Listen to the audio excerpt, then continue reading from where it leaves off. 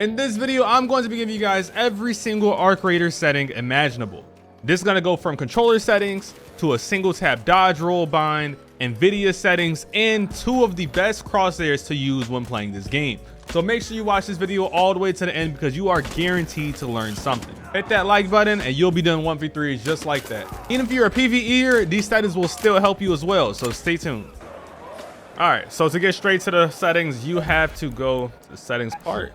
I'm gonna go all the way over to controller, and let's start off with aim assist. You gotta have this on, man. You know, we are on controller, you know what I mean? You want to have that aim assist to help you, help you out with the rotations, help you out with the diagonals, everything. It makes it super sticky, like, when you're going over an opponent. So you gotta have the aim assist on. Tap to reload. Now this is one of the only settings I would say outside of like horizontal and vertical that's could be preference, but I like tap to reload because it provides a layer of consistency. Prioritize interact. There's times that you might have, situations where you got to reload and you'll try to hit a zip line, and you might accidentally hit the zip line, but you would want like meaning to reload, or vice versa. All types of things can happen when you have to prioritize either one on. It doesn't work extremely consistent in this game, like as it would in Warzone or something like that. So I would just keep it as tap to reload, just so you have it pretty consistent. Or either tap to interact. Tap to interact is fine too, and you just hold to reload. But that could also feel a little bit weird at times. Tap to interact could be a little bit better though, I would say. Like for closing doorways when you're getting chased by a shredder or something like that. So yeah, just feel free to switch between the two, but I would definitely recommend one of the tap twos first. Now horizontal and vertical sensitivity, I would keep this in between 120 and 170.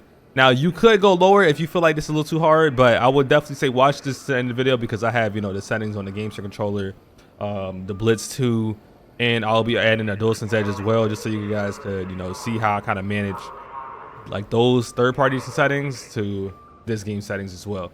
So I have run 150 150 both the same, and then 20% zoom sensitivity.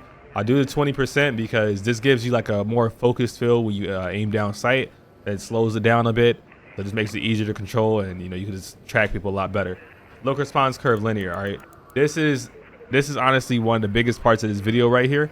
And this basically makes everything have a 1-to-1 ratio. So when you move your right stick a little bit, you're going to see that instantly be reflected on your screen. Okay, this is going to cause the most consistency and responsiveness with your controller. All right, you want to play on this setting. Exponential is fine, but I don't like how steep the setting goes from slow to fast, and this is honestly cause you to miss some easy shots, when people are like doing slide dodge rolls in close range. So I would definitely keep it on linear, because you could easily track people from long range, close range, everything, right? So look in the dead zone. This is more so depending on what type of controller you use. I recommend getting a controller with Hall effect sticks, so you don't have to deal with stick drift a lot. So this allows me to actually play on the zero dead zone. But even if you like have a controller that you could adjust your dead zone in that app, you'd rather do that instead of just adjust it in game as well, because you don't want to deal with like a double dead zone situation where you have a dead zone in the game and a dead zone out of the game, and that make your controller feel a bit unresponsive. So you guys definitely look towards the GameStar part, the Blitz 2 part of this video as well to see what I'm talking about. Movement in the dead zone, I make sure I have this on 5 to 10. I've had small little instances, like even without stick drift, this game still feels very sensitive on the movement part when it comes to like starting your walk animation or run. And there's going to be many times where you're going to be like standing on a ledge and looking downwards and something like that, and you don't want to just barely move it and fall off the ledge or something like that, or end up having like a climb animation and get shot at because of it. All right, all the boosts are on 0. Okay, this makes your linear response curve stand out more, as it becomes pure linear, so everything is still a 1-to-1 rate. If you were to turn any of these up, you will feel some type of gradual increase in your ADS speed, and you want everything to be consistent from the jump. All right, so I'll keep all these on 0. Now binds, this is another one. Binds can get a little tricky. Binds is definitely super personal preference, but because I know it's a few players that don't like to have their right stick on the shoulder swap because they might play with a harder pressure on their right stick when they're aiming. So what I would do is I would probably swap that with maybe your ping.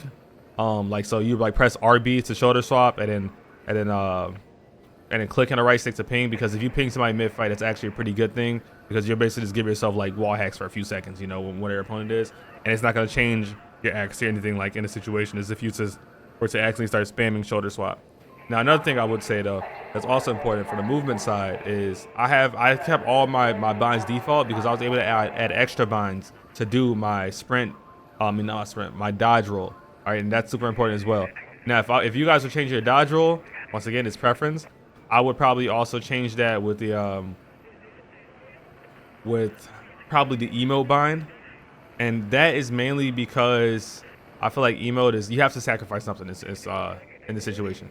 So you would either change it with the emote or your flashlight, I would say, because you have to sacrifice one. So if you want to have a separate bind, one for crouch and one for emote. So that's how I would do it. I would sacrifice that around. I might even switch around even more, and then end up having my crouched on like maybe one of my sticks. So that's the best way to put it. But I have all my binds on default, and I still was able to have a single tap dodge roll. And I'll show you guys how to do it at the end of the video as well, like towards a little bit later when we get done with this. Now let's go to your general settings. I keep my HUD on centered. All right, it just keeps everything pretty fixed on the borders. Show damage direction on. You want to be able to see that. Reload progress on as well. This helps a lot. Crossplay on. This is definitely preference. I know some people don't want to deal with the people that are on PC cheating, but people are on console cheating too, so there's no way to get away from the cheaters nowadays anyways. A cool thing you could do with the servers is, let's say you are US based and you have somebody that's hosting your lobby, you join a lobby. If you change it to Asia, it actually makes the blood in the game peak, which is a little bit more easy to see. Like it's like a pinkish purple, so it's a little bit more easy to see, and that's due to like their censorship laws with blood and gore. Now let's go to field of view. Field of view, you want to max this out. I'm not sure if you have a field of view option when you're on console, but if you do, definitely max this out. This allows increased visibility where you can see more things on the edge of your screen, gives you better peripherals. And then I have all my resolutions on 0 and low, and that's just because I want the highest performance possible. I know a lot of people do frame gen. I don't recommend frame gen, even though I have a 5070 Ti. My graphics card has frame gen kind of built into it, but I don't do frame gen because I know for a fact that it actually increases input delay, and you guys do not want to deal with input lag, especially in a multiplayer game. Maybe if it was like a single player game, input lag doesn't matter as much because it's just you're not finding other players, and you don't really like need that top tier responsiveness and reactivity. So I would definitely keep that off. Other than that, it's gonna be a little bit of a preference, but I'll keep it on low just so you can increase the performance to maximum rate. And then yeah, this is also pretty much preference. Accessibility, a lot of people want to know the crosshairs that I use. A lot of people say there's like one best crosshair, but I do disagree with that.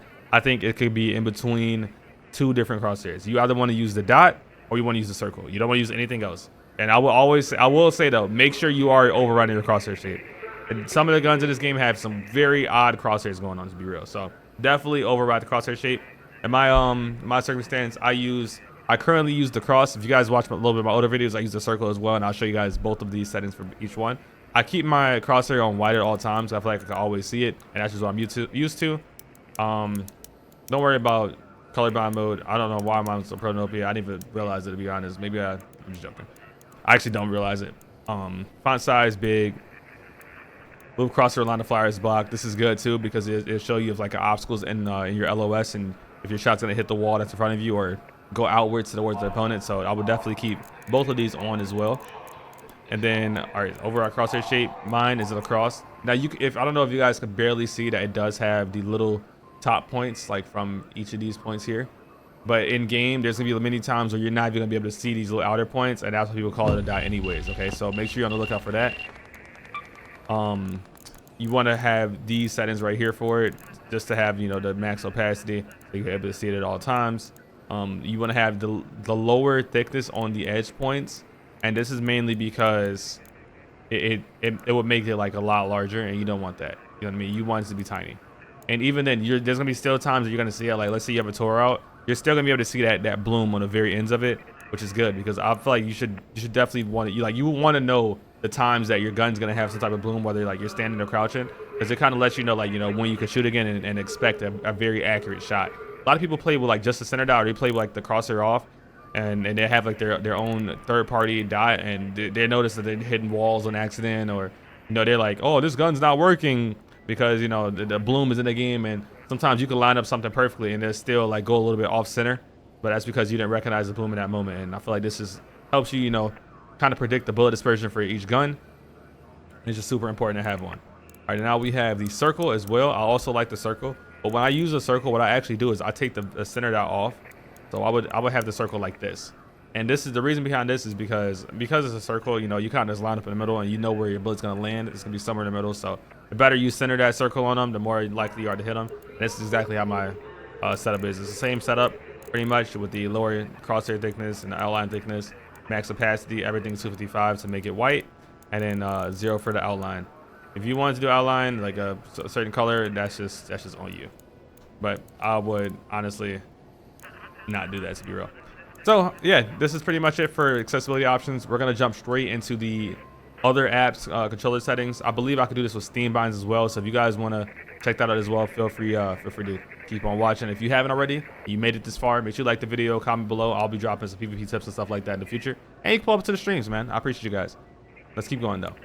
All right, so before I actually get into games settings, I actually want to show you guys the NVIDIA settings that's gonna boost your visibility in like nighttime, night raids and stuff like that, and just, you know, dark parts of the map, and it just makes your game look a little bit more vibrant and good looking. So what I would do is you gotta open the NVIDIA control panel first, or you can open the NVIDIA app. Both have the same type of things. If you're in NVIDIA app, you will go to System, you will go to Video, or no, you go to Displays, you scroll down. Right here, it's a color. Scroll down, and then the main things you are increasing when you're doing this is your digital vibrance. This adds more color, adds more like a little bit like saturation type, and then your gamma, your contrast, your brightness and contrast will go up just a little bit. But your gamma, you want to have this around like the 1.4 mark to really get the good benefits. But I will say though, like this is a little warning. What this does is it increases, like you're gonna see when you change the setting, it's gonna increase that for your entire PC as a whole, which is fine. Honestly, it is fine. But there may be certain games that are like naturally brighter. Like for example, when I have my gamma up to like 1.5 and I get on Apex or something that's like, you know, already super colorful, super bright, maybe Marathon's gonna be like that too when it comes out. You will notice that difference. And you know, it's not like a per game basis like it used to be when you had the filters. The filters used to be like locked on to just Arc Raiders or just, you know, whatever game you choose. While this is for your whole PC, but it still helps and gives you that visibility boost you like in the game. So that was just a quick little thing for that. Feel free to use that if you like. All right, now I've opened up the GameStar app and I'm gonna give you guys my settings for this as well. This is super important. Let's start off with the report rate. Definitely 1,000. You wanna have this at 1,000 if you can. If you don't have 1,000, I think that's only if you're on console. If it allows you to do 500, you can do 500, but I believe you cannot use the microphone jack if you do that. So make sure you look at what it says when you select it. It might tell you that anyways. For my left stick, I have the dead zone on 0 and then the max at 100. I have my joystick resolution at 12-bit, and this is just because it gives you a lot of extra accuracy points when moving left to right or whatever. This gives you much more like accuracy points. Think of it as like changing your quality settings from 480p to 1440. It just makes it a lot more clear. A lot of people actually still do like to have it at 8 because when you have it at 8, it gives you less points to work with, but it can make you feel the aim assist a little bit more. But I feel like, you know, I like being able to have it a little bit more accurate. So I'll keep it at 12-bit. So yeah, 0-100 for the first one. You don't want to change the curve or anything like that. We'll do that with the right stick. So the right stick, now you shouldn't have, you know, stick drift if you're using one of the GameStar controllers, but if you do, there is a way to reset it by like pressing all 3 buttons and then pressing A and rotating both your sticks and pressing just triggers down, stuff like that. But if you don't have stick drift, I also keep my right stick on 0 dead zone as well. And then the difference of this one though, and this stick is I actually use a small curve. Okay, I would choose this curve. This is like a smooth curve. This makes your aim feel a lot smoother than just having linear, because linear for some people can feel a little bit too reactive. And this makes it where like it has like a very small gradual buildup, but it's still pretty much linear. So I actually have my setting at 60. If I was to have it at 50, it would be just a straight line that's 1-to-1. But if you put it at 60, it adds that tiny bit of a smooth curve. And it's gonna just make you like just land more shots and feel a little bit more controlled as well. It starts off a little bit slower and then, you know, gradually builds up, but it's not too steep where it's like a, you know, it starts slow, builds fast, like dynamic would feel. All right, so yeah, the next thing I do on this controller directly is probably my favorite part of using this controller, and just using controllers on PC or Steam configs, whatever it may be, is the fact that you can link a keyboard bind to your controller. All right, now for my L4, which is basically my left paddle, if you guys know me, I play claw. So I actually play claw and use my left paddle at the same time. And I have this as my L bind because in game, I'll show you real quick. press this here. I go to my mouse and keyboard settings and controls, and my dodge roll bind is actually on L. It's by default left alt, but I don't know why I just changed it. I don't know when I changed it, but I changed it at some point. And this just allows you to have the 𝗖𝗥𝗢𝗧𝗥𝗢𝗥 dodge roll bind that's separate from the dodge roll bind on the controller. So you basically have two different dodge roll binds. Like you could do it by like double tap and B or circle if you're on PS5, and then you have the my left paddle now, which pretty much does a dodge roll on its own as well. So this just gives you like just a super movement boost. I have my right R4 is Z, but that's not even for that's not even for this game. That's actually for because I play Apex Legends as well, and there's currently a bug out that you can't use like your ultimate ability without pressing this. But you guys don't worry about that. You can put this, you can put the right one for whatever you want. What I would recommend that I think is pretty cool too is you probably want to put this as maybe like an interact bind, like I think it's E. So like if you want to have, you know, that tap to reload and you want to have a like a tap to interact, you could do both. You know what I mean? So you could do like E for this one, or you could do what else? You could do like the sprint one, or the crouch, or something. Whatever you're feeling. You can even have it as like a push to talk bind or something like that. You know, so it's a lot of different ways you can go about this, which is pretty cool. So yeah, definitely use those paddles if you want. Change these binds around to whatever you feel. And yeah, you can even use the L5 and R5. These are basically like there's two little extra buttons at the top by the right bumper and right trigger, or in the left bumper left trigger, that you can also change to different binds as well. So you can basically have 4 keyboard binds linked up to anything you want. So take advantage of that, guys. It's not anything that's bannable. You don't have to worry about breaking any rules. You are chilling. All right, this is not gonna get you banned. I promise you that. So yeah, that being said, I'm gonna go over a few other controllers you could do this with and how you could do this even if without this controller as well. If you're on console though, I'm not sure you can do this. I'm not sure if console can even register a keyboard input anyways. So you might not be able to do this on console. I'm not sure though. If you guys have a way, feel free to comment below. I would love to see it, and it can help other people as well. So the next controller I'm doing is the Blitz 2. Shout out to them for sending me this controller to go over in this video. This one is similar to the 𝗖𝗥𝗢𝗧𝗥𝗢𝗥𝗡𝗥 Pro, but it actually has a higher polling rate, and you can customize the controller a little bit more in the app. It has way more details, which is why I added this one to the video as well. If you guys are interested in buying this controller, the link is in the description as well. You get a super high polling rate. You actually do get macro buttons, which could be, you know, uncharted territory for some. And the biggest thing for this one that I'm going to use like for this video is you're also able to bind keyboard buttons to 4 different buttons on a controller. Well, you can bind them to any button, but you get 4 extra buttons on the controller that are null and have no binds to it automatically. So I will once again bind it to the single tap dodge roll and put it on the L key for me. The default bind is the left alt, so you could do it that as well if that's what your bind is in the game. Just make sure you check what it is. So yeah, I'll definitely recommend this controller for sure. And I'm pretty sure that you can only use it on PC, so look out for that as well. All right, so for the last one, which is the DualSense Edge controller, you're gonna need to have the game installed through the Steam app because you're gonna be using the Steam binds for this one. And you're gonna right click on it, properties, controller, and make sure Steam input is enabled. That's rule number 1. Press controller, and you also want to press right here for quick settings. You want to make sure enable extended buttons is enabled, so you can see your function buttons, and then your left bumper and right bumper.